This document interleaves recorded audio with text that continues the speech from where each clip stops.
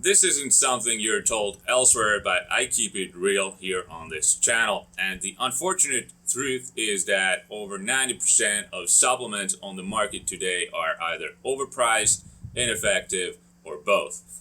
Which brings me to the topic of today's video, my number one supplement recommendation for athletes. Now, when you hear that, most of you will think it's probably protein powder or maybe creatine or some kind of mass gainer.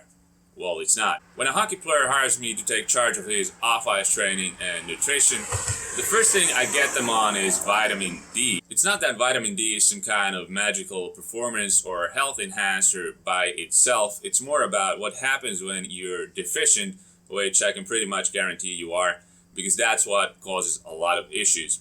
So what are these issues? I actually wrote a popular article about this topic for T-Nation some time ago.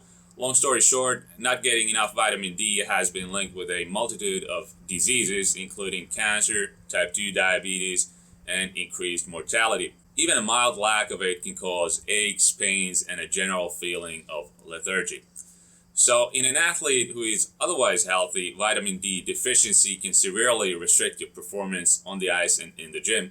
If you're feeling tired all the time, not recovering properly, and your weight room numbers are not going up, then there's a good chance you're lacking in vitamin D.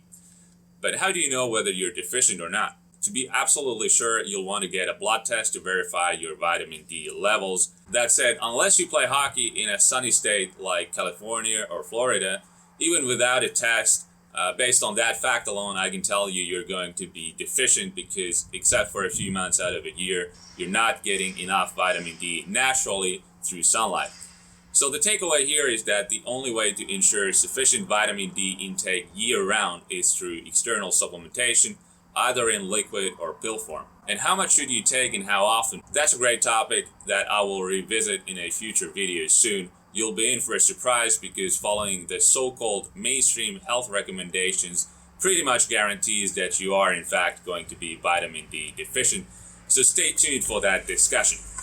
Thank you for watching. Be sure to hit that like button, subscribe to my channel, and I'll see you in the next video.